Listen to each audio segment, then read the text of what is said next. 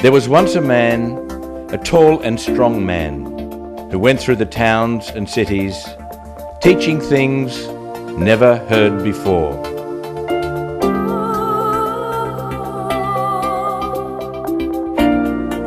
That man attracted people, and everyone who heard him was astounded.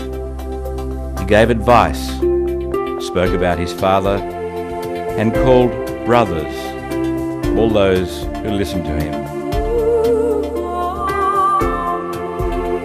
He performed miracles.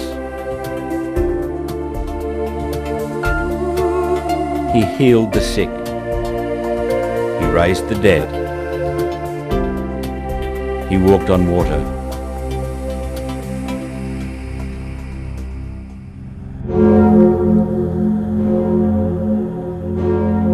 But one day, some men who were envious of him swore to kill him.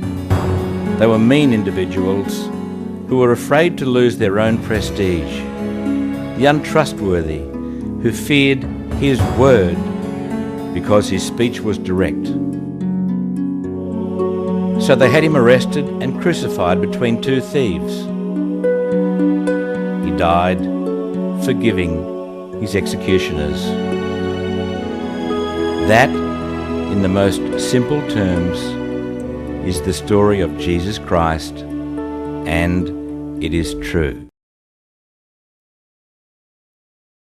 But what of that mystifying teaching that the communion host, having been consecrated in the Mass, is now truly the flesh of Christ, and that the wine in the miracle of the Eucharist is now truly the blood of Christ?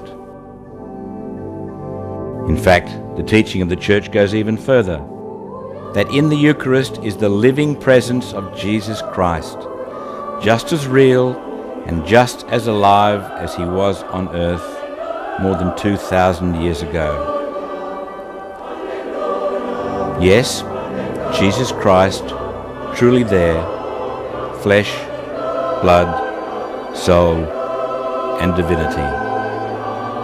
Can that really be the truth? Let us look for the answers through the eyes of Jesus.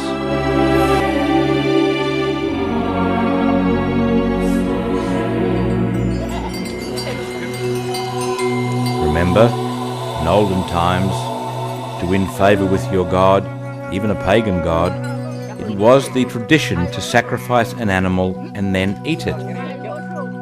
There are ancient cultures still existing who practice the same tradition.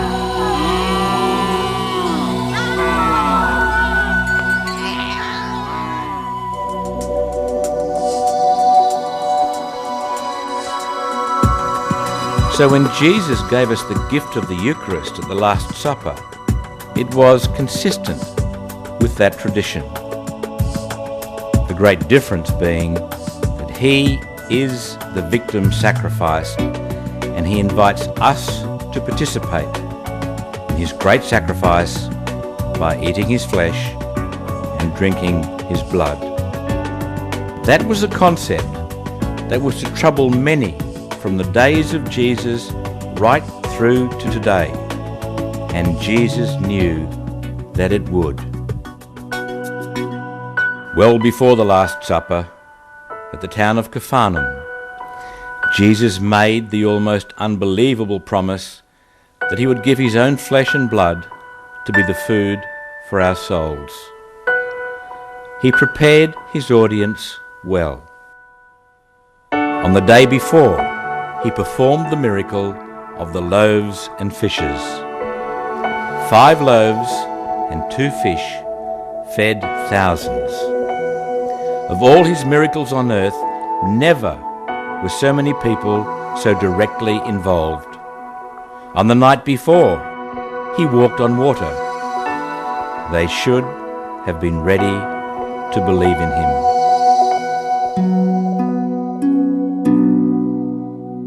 I am the living bread that has come down from heaven. If anyone eats of this bread, they shall live forever, and the bread that I will give is my flesh for the life of the world. Unless you eat the flesh of the Son of Man and drink his blood, you shall not have life in you. That was almost 1 year before the Last Supper. But even then, Jesus knew that doubts about the reality of the sacramental gift of his body and blood would persist in the centuries to come. And so it would be that Jesus would intervene miraculously to endorse the truth of this sacrament. Here in Lanciano in Italy, in the 8th century, a priest who had doubts found that at the moment of consecration, the bread turned to flesh and the wine turned to blood. He immediately stopped the Mass, and that Mass never ended. That flesh and blood exists here today and has been on display for 1200 years. It has not been artificially preserved, it has not deteriorated.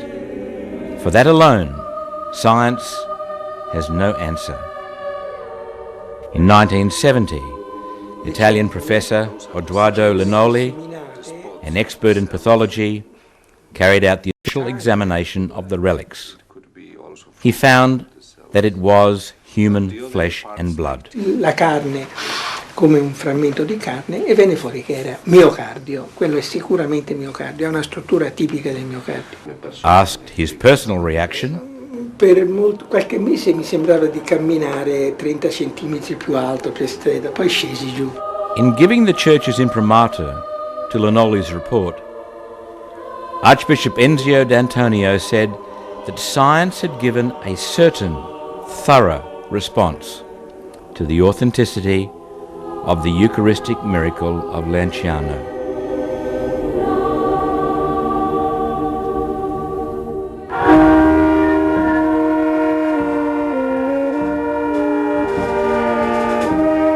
We are reminded again, 500 years later, of the truth of his living presence with another Eucharistic miracle. And every year, on the Feast of Corpus Christi, the people of Orvieto in Italy celebrate this miracle in procession. In the 13th century, another priest had doubts as he was consecrating the host. It began to bleed over his hands and onto the altar cloth. The people marched to the nearby town of Orvieto, where the current Pope was in residence, displaying the blood-stained cloth. The Pope instituted the great feast of Corpus Christi, the body and blood of Christ. And that same blood-stained linen cloth is solemnly paraded to this day. Even now, at the start of the new millennium, another case is being examined. In South America in 1996, a priest found an abandoned communion host in his church after the Mass. He placed the host in water. Within days, a blood-like substance emerged and grew in quantity over some weeks. In 1999, permission was given by the Archdiocese for the substance to be scientifically examined. So far, it has been found to contain human DNA and to have evidence of flesh and blood. A sample was examined by noted forensic pathologist Dr. Robert Lawrence of the United States. Mixed in it are these white cells, these little dots that you see. If this material had been placed directly into water after it was taken off a body, I would expect these cells to be dissolved. If you put cells in water under such conditions, They would be expected to dissolve. how long? A few minutes to an hour or two at the most. So they were active, living white cells at the time they were collected. This South American sample is the subject of further scientific analysis.